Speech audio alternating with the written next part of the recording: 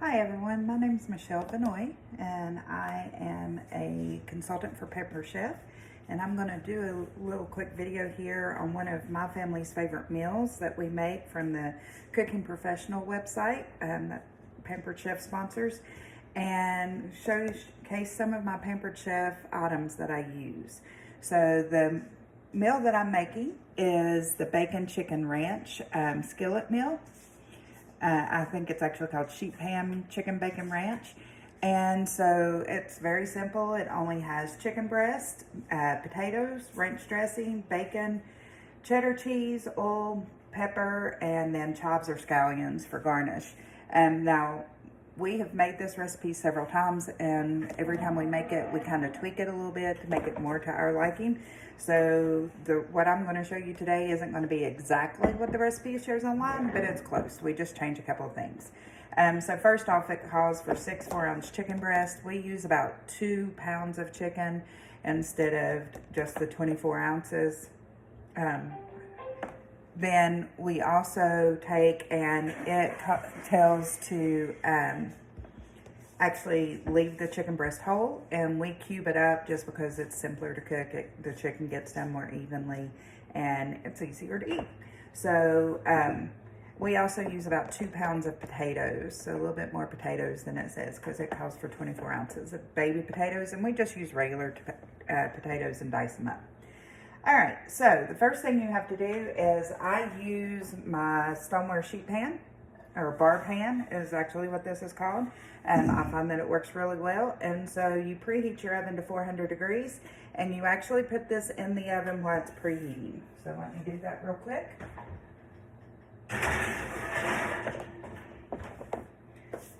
All right, so that heats your stone up really good while you're prepping everything else.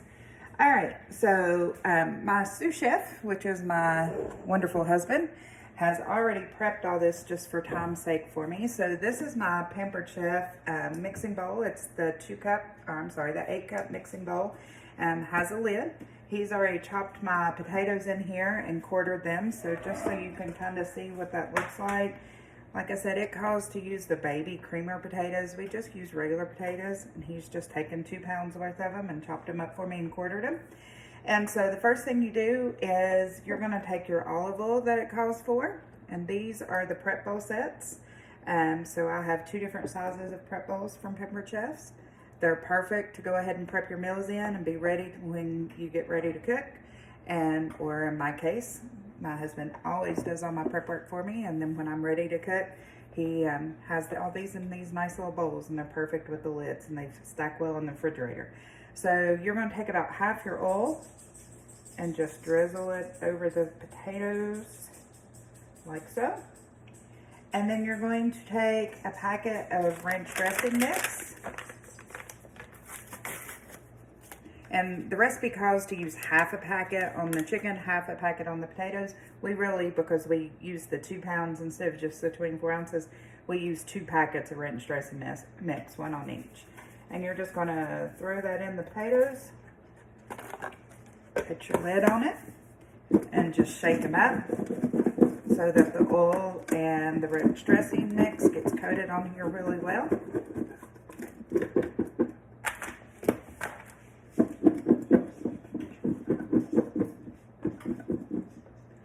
All right, and then once you get that done, you're going to do the same thing with the chicken breast. So I have 2 different bowls. This is the old style of this bowl, and somewhere over the years I have lost my lid for it in one of the moves that we've made, so I'm going to have to improvise a little bit with it. But you pull the rest of the oil here, and let me grab my little mini scraper spatula. This is my Pampered Chef mini scraper spatula. It's perfect for getting things out of the bowls. And then you're going to add your ranch dressing mix. And I'm just going to borrow this lid for just a second. It doesn't fit perfect, but it'll allow me to toss it here just so we can get it mixed up. Maybe not.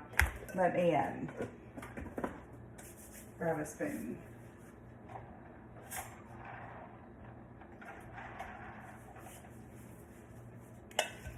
just take a wooden spoon here and mix it together this way.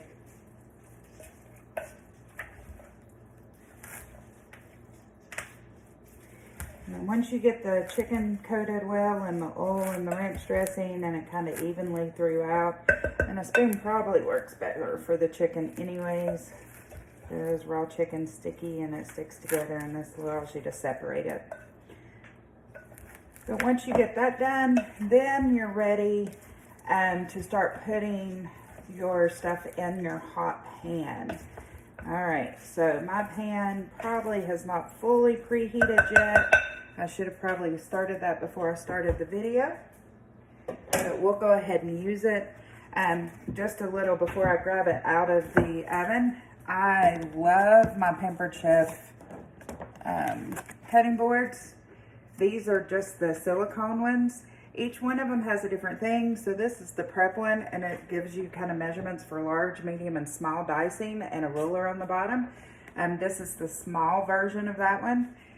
You get several of these in it. The set, let me grab my other ones here. Here's the small green one with the rulers. And then you get the small blue one. So the small ones are all the same like that, I think. Yeah. My other ones are dirty, but one of them has for meats, and one of them has for prep for measurements as far as like serving size on it. So they're really nice. So I'm going to go ahead and grab, really quick here, my heated pan.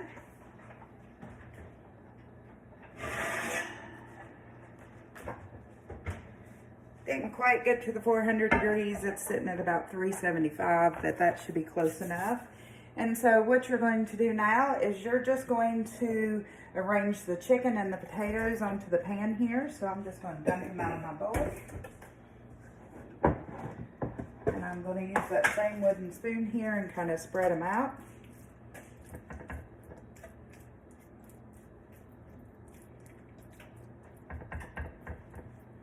And I'm going to dump my potatoes onto my bowl.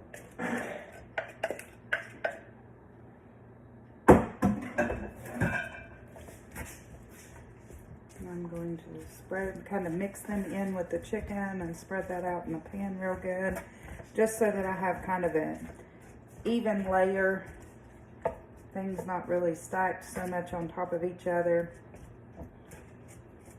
Now this amount, doing this way, will actually feed my family of 4 and give me enough leftovers for my husband and I to take it to lunch the next day. We always tend to make enough each night so that we have lunch for leftovers for lunch the next day. We're school teachers and it just makes it easier. All right, so once you have that spread out like that in your pan, you're gonna take and you're gonna put it back in the oven, and you're going to bake it for about 20 to 25 minutes, and that should get your chicken mostly done and your potatoes tender.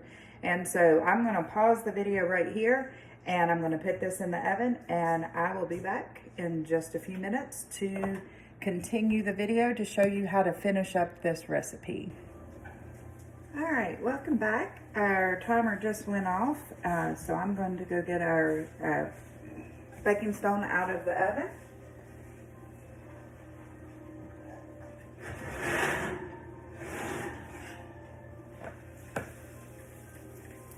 Okay, so I have this now out of the oven, and so what I'm going to do now is I'm just going to check and make sure the potatoes are done. So I do that by just getting a fork and just checking to make sure they're tender. Sorry about that. So I'm just going to check a few of them here in different locations and different sizes, and they're all super tender. So that means I'm ready to move on to my next step. So what I have to do now is I've got to add my cheese. Now on my cheese, because I like a lot of cheese in my casseroles personally, and because we do more more potatoes and more chicken, I actually use more cheese than what it calls for. Okay, so this is kind of one of those things, you can do it to how much you like, but we're just going to sprinkle that cheese on here. And so each one of these are 1.5 cups, and I am using 2 of them. So I've got 3 cups of cheese that I'm putting on this. Of course, you know, cheese and butter, they make everything better. So I'm just going to sprinkle this evenly on here on top of everything. All right. And then another little hack I do just to make this simpler and easier and quicker to make is it calls for 6 slices of bacon crumble. All right, so you could cook your own bacon and crumble it and chop it into pieces. I don't do that. I either buy it in the bags, the actual fresh cooked bacon in the bags, or my favorite way to do it is if you have like an Ingles or a Food City and they have a salad bar that you can serve yourself, they always have bacon bits on the salad bar. Well, you can get one of the small salad containers and just fill it full of bacon bits, and it's a lot cheaper, and it gives it to me to do whatever meals I'm doing that I use bacon. So we're going to do the same thing. This is the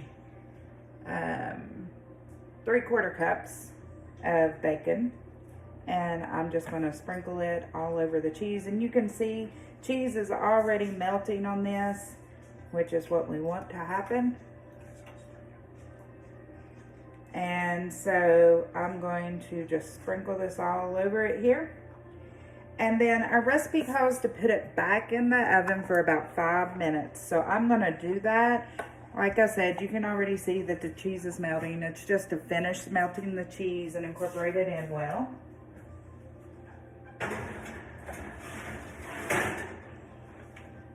All right, and so while that is finishing baking for that last 4 or 5 minutes there for the cheese, I'm going to just recap real quick what tools I've used, because this is a Pampered Chef demo. And so I want to make sure that you're aware of all the tools that I use. So for my prep work, which you all did not see happen, that my husband did for me, we have the Pampered Chef knives here, and this is the actual, my favorite knife. It's the Santoki knife. All right, and the Santoki knife is just very versatile. You can dice, slice, mince. It works on meats. Okay, so this is one of my favorite knives. It is perfectly weighted and balanced. Let's see if I can do this little trick. Probably not. To where if you know what you're doing, you can hold it on your finger and it won't fall off. I don't know what I'm doing with that. But anyways, it's perfectly weighted on the back end to make it easy for dicing. So this is one of my favorite knives. You may look at it and say, ooh, those knives are expensive. Trust me, they're worth it. We also used one of the little paring knives. These are not expensive. They come in a set of 3, and they are the best paring knives you will ever use. I normally have 6 or 8 of them here at any given time, so that I have plenty in case I've used one up and it's dirty, or I'm cutting multiple things and don't want to cross-contaminate. So those are my knives I used. I mentioned the cutting boards earlier, so while we took the little break while that was cooking, I found my other cutting boards. So in the large set, you can see you get the one that actually tells you the proper knife to use for everything. So it has tomato bread, utility, chef knife, the paring knife, and the Santoki knife. So it'll give you not only what's best to use it for, but it also gives you a little ruler up here to measure the size you're cutting. It also comes with the one that says hands-on proportions to show you how to measure a proportion using your fingers and your hands. Okay, so you know the right size. So like a fist is about 1 cup of cottage cheese, dry cereal, milk, baked potato, raw leafy greens, soup, and yogurt. Okay, so it gives you all these different little neat measurements just to help you be able to do proportions. And then this one, of course, I already showed you, is my Prep It Up, and it has the julienne, fine julienne, large dice, medium dice, small dice sizes, and then the ruler as well. They all have a ruler on them. So those were my cutting boards. I also used the small cutting board set also comes with 3. Okay, and all 3 of them are the same. They're just different colors. So they have a inch ruler on the top and a centimeter ruler on the bottom.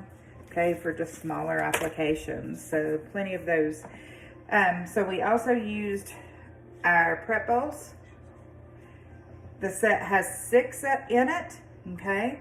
And so these were my prep bowls for my smaller things like my oil, and I had originally started to put the packets of ranch in one of them, and then I thought, no, that don't need to dirty one, that I don't need to. So there's 6 total in the set of these. They are a lifesaver. All right, and then I also used my 1.5 cup prep bowls, and there's 3 of these, okay, in a set. And so they're just a little bigger for the bigger applications. This is what I had my cheese in. All right. I measured my oil.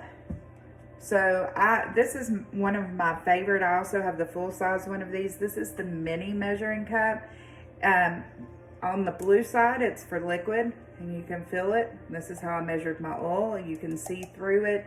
All right. You also have a dry measuring cup this way. You just flip it over and you use the red measurements, and then when you measure it and get it level, you just push it and it pushes all of it out.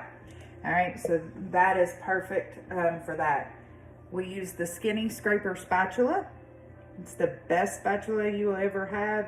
If you don't have one, you need it to get any kinds of sauce or liquids or anything out of jars or out of the bottom of bowls. It's perfect. It's rounded on the edges so that you can scoop with it if need to, but it fits in all those tight little corners. And then we also used the big mixing bowl with the lid, okay? And so there's 2 sizes in this. This one's an 8 cup. I have one that's half that size. I think it's a 4 cup. It may be a 3 cup for smaller applications. They have pour spouts, so they're perfect for like pancakes, waffles, whatever, to pour your batter, as well as for doing what I did where we shake them up. All right, and then the tool you haven't seen me use yet that I'll be using here in just a second is my casserole scooper. Okay, if you don't have this and you make a lot of casseroles, this is something you have to have. This was I just purchased this recently, thought I would give it a try. You can scoop perfect portion sizes of casserole without it flipping upside down. So if you do something like this with the cheese on top, when you scoop it out, your cheese will still be on top and you just slide it onto your plate. So for presentation purposes, it's awesome. It gets all the way to the bottom of a deep casserole dish so that you can get all the stuff that's in there in one scoop instead of missing part of it. So this is probably one of my favorite utensils to be able to use from Pampered Chef. All right, and then I've got scallions here and the bacon, and so for that, to chop those up, I used my little chopper here. I love this thing. My favorite thing to do with this is to make salsa. So it's just got the blending blade in it, and then it's just a manual chopper, blender. When you make salsa, when I make salsa in this, I just put all my different ingredients in here at one time and mix it all together, and my salsa is ready to go, and I don't have to even mix it. That's all I have to do to it. So this also has a lid that goes on it, so when I do my salsa, I can just take the blade out, take the top off, pop my lid on it, and stick it in the refrigerator. So it's one of my favorite too. All right, and then my oven mitts, you saw me using these silicone oven mitts. They're perfect size for my hands. They're the fingertip ones. It allows me to get a good grip on things. These are also from Pampered Chef, and so these are a lifesaver. All right, so it's about time to take out my casserole, so let me get that out of the oven.